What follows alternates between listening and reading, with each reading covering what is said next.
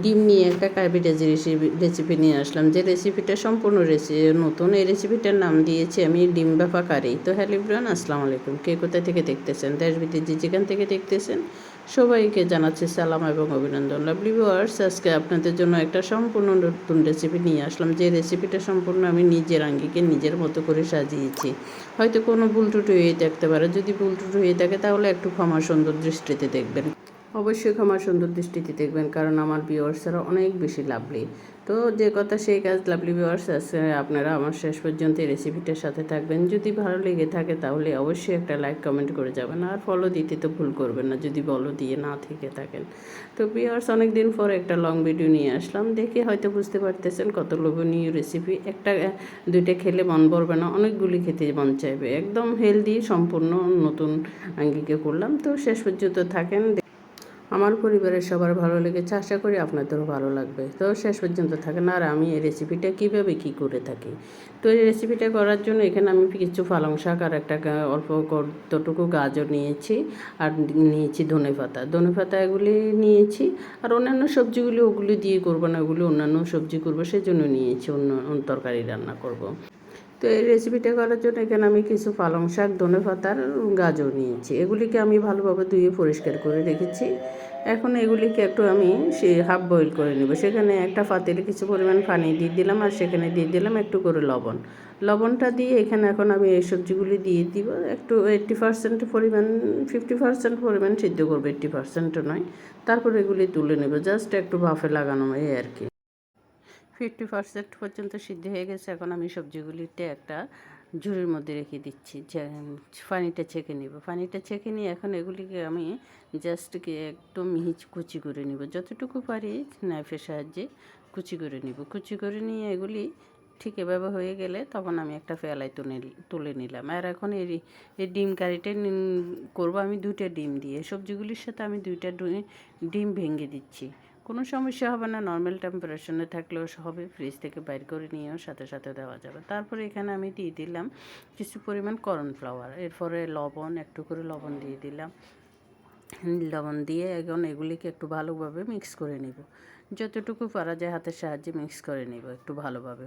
Mix করানো হয়ে গেলে এখন এখানে এরকম একটা বক্স নিয়ে নেবেন, বা স্টিলের যে বক্স থাকে টিফিন ক্যারিয়ার, ওগুলিতে আপনারা দিয়ে দিবেন। আমার কাছে এরকম একটা বক্স ছিল চারকোনার, আমার ফিক্স করার সুবিধা হবে সেজন্য আমি এরকম একটা বক্সে দিয়ে দিলাম। দিয়ে এখন আর একটা পাতিলের মধ্যে আমি সামান্য পরিমাণে পানি দিয়ে এগুলিকে বাফে দিয়ে দিচ্ছি, সিদ্ধ করে নেব বা স্টিম করে নেব। যেভাবে সুবিধা হয় এইভাবে শুধু স্টিম করে নেবেন। এরপরে দেখেন এই যে যখন স্টিম হয়ে যাবে তখন আমি ডিম বক্সটা তুলে নিয়ে এক সাইডে রেখে দিব আমি ঠান্ডা হওয়ার জন্য। তার আগে একটু চেক করে দেখাচ্ছি আপনাদেরকে এটা কত সুন্দর বাফ এসে গেছে, একদম ফ্লাফি এটা। এখন এটাকে একের মতো অনেকটা, কিন্তু এটা এমনিও খাওয়া যাবে, যদি কেউ খেতে চায় বাচ্চারা তো এমনি দিতে পারবেন। কিন্তু আমি তো এটা একটা রেসিপি করব, সেজন্য আর এটাকে অন্য কিছু করতেছেন না। তো এখন একটা শপিং বোর্ডের মধ্যে নিয়ে আমি এটাকে একটা নাইফের সাহায্যে আমি আমার সাইজ মতো কেটে নিচ্ছি, আমার পছন্দ অনুসারে। আপনারাও আপনাদের পছন্দ অনুসারে এগুলি কেটে নেবেন। তো এরপরে দেখে হয়তো বুঝতে পারবেন এগুলি কত সুন্দর হয়েছে, যে একটা দেখাচ্ছি লাল সবুজের মেলা, একদম হলুদ গাজর আর পালং শাক, ধনেপাতা সবুজ আর হলুদে মিলে খুব একটা সুন্দর কালার এসেছে সাদার সাথে মিশিয়ে। তারপরে এগুলিকে আমি আমার সাইজ পছন্দ মতো কেটে নিব, আপনারা আপনাদের পছন্দ মতো কেটে নেবেন। আমি স্কোয়ার করে কেটে নিয়েছি, আপনারা ইচ্ছা করলে তেরা তেরা করে কেটে নিতে পারেন, যার যেভাবে খুশি। আর একটু ছোটো করতে পারেন বা আর একটু বড় রাখতে পারেন, কিন্তু আমার কাছে মনে হচ্ছে এগুলি একটু ট্রফি আকারের এরকম করে নিলে একটু সুবিধা হয়, কারণ এগুলি তখন রান্না করলে দেখতে সুন্দর লাগবে। একদম বেশি বড়ও না, একদম ছোটও না, আমার কাছে এটা পারফেক্ট মনে হচ্ছে। তারপরে যে দেখে বুঝতে পারতেছেন একদম ফ্লাফি স্পঞ্জি, অনেক সুন্দর একটা রেসিপি। এইভাবে কিন্তু আপনারা শ্যালো ফ্রাই করেও খেয়ে নিতে পারবেন, একটু সস বা সসের সাথে মিক্স করে। তারপরে এখানে আমি কিছু চপ করে নিলাম, কাঁচা শুকনো মরিচ এবং পেঁয়াজ আর রসুন সবগুলো কুচি করে নিলাম। আর এদিকে একটা ফেলার মধ্যে নিয়ে নিলাম টমেটো সস, সয়া সস, লাল মরিচের গুঁড়া, তারপর এখানে পরিমাণ মতো লবণ, সামান্য পরিমাণ মতো চিনি, আর দিয়ে দিলাম একটু করে গোলমরিচের গুঁড়া, আর দিয়ে দিলাম এখানে এগুলি ছিল সাদা তিল, আর এখানে গরম মশলা সব কিছু আমার ঘরে তৈরি করা সব মশলাগুলি। তারপরে একটা পাতিলের মধ্যে বেশ কিছু পরিমাণ সাদা তেল দিয়ে দিলাম। সাদা তেলটা একটু যখন গরম হয়ে আসছে পাতিলের মধ্যে একটু ছড়াই দিয়ে ওইখানে দিয়ে দিলাম এই কুচি করে রাখা আগে থেকে শুকনো মরিচ, কাঁচামরিচ, শুকনো মরিচ, পেঁয়াজ আর রসুন এগুলি দিয়ে একটু জাস্ট একটু ব্রাউন কালার হওয়া পর্যন্ত একটু অপেক্ষা করব। হালকা ব্রাউন করব, একদম পুরোপুরি করব না, কারণ আমার অত বেশি করা লাগবে না। এরপরে দিয়ে দিচ্ছি আমি আগে থেকে রেডি করা মিক্স করা সসটা। মিক্স করা সসটা দিয়ে এইটাকে একটু নেড়ে দিচ্ছি। নেড়ে দিয়ে এখন ফেয়ালাটাকে ধুই আর একটু, তারপরে এখানে আমি কিছু পরিমাণ পানি দিয়ে দিচ্ছি। বেস্ট তোয়া পানিটা দিয়ে এখন এগুলির মধ্যে যখন ফুটে উঠবে এরপরে কষিয়ে নিব মশলার সাথে এগুলি। এরপরে দিয়ে দিলাম আগে থেকে আমার বয়েল করে রাখা ডিমের যে স্টিম করে রেখেছিলাম ওগুলি দিয়ে দিলাম। দিয়ে একটু ভালোভাবে নেড়ে ছেড়ে মশলার সাথে মেখে এগুলিকে কিছুক্ষণ চুলায় রেখে দেবো। কিছুক্ষণ চুলায় রেখে দিলে আমার রেডি হয়ে যাবে আমার আজকের ডিম বাফা কারি রেসিপিটা। তারপরে এই যে উপর থেকে এখন হয়ে আসছে, এখন একটু ধনেপাতা পেঁয়াজগুলি দিয়ে দিলাম, এগুলি কিছু পেঁয়াজগুলি সবুজ অনেক সুন্দর লাগে দেখতে।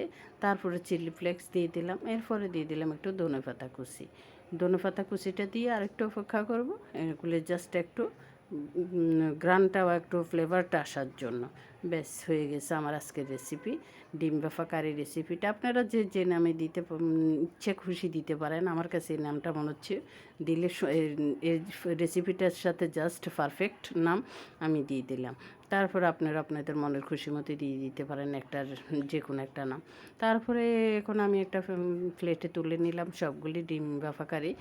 দেখে বুঝতে পারতেছেন এত সুন্দর এত লোভনীয় হয়েছে দেখতে, অনেক ভালো লাগে, খেতেও অনেক বেশি ভালো হয়েছিল। জাস্ট ভাতের সাথে অন্যান্য কিছু যদি নাও থাকে আপনারা অনায়াসে এক প্লেট ভাত খেয়ে নিতে পারবেন এই রেসিপিটা দিয়ে। আলহামদুলিল্লাহ আমার বাসায় সবাই অনেক বেশি পছন্দ করেছে। তো ওইখানে আমি অন্যান্য আয়োজনও ছিল, এখানে আমি ছিল ডালের চচ্চড়ি সাদা ভাতের সাথে পরিবেশন করেছিলাম। আর এখানে কদুর তরকারি ছিল, এখানে ছিল মাংস ভুনা, একদম ভুনা ভুনা হয়ে গেছিলো, ওইগুলি দিয়ে পরিবেশন করেছিলাম। আলহামদুলিল্লাহ আমার বাসায় সবাই খেয়ে অনেক খুশি। আশা করি আপনারা বানিয়ে খেলে অনেক বেশি খুশি হবেন, ভালো লাগবে। আমার কাছে ভালো লেগেছে, আমার পরিবারের সবার কাছে ভালো লেগেছে, আশা করি আপনাদেরও ভালো লাগবে। তো সে কেমন লাগলো লাভলি ভিউয়ার্স আমার এই রেসিপিটা, আজকে আমার এই আনকমন রেসিপিটা যদি ভালো লেগে থাকে তাহলে একটা ছোট্ট কমেন্ট করে জানাবেন। লাইক কমেন্ট ফলো দিতে তো ভুলবেন না। সবাই ভালো থাকবেন, সুস্থ থাকবেন, যে যেখানে থাকেন সাবধানে থাকবেন। দেশের এখন অনেক বেশি দুর্যোগ চলিতেছে, তো সবার জন্য দোয়া করে আল্লাহ সবাইকে হেফাজত করুক, সবাইকে আল্লাহ ভালো রাখুক, যে যেখানে আছেন সাবধানে থাকবেন, সুস্থ থাকবেন। আল্লাহ হাফেজ, আসসালামু আলাইকুম, শুভরাত্রি সবাইকে।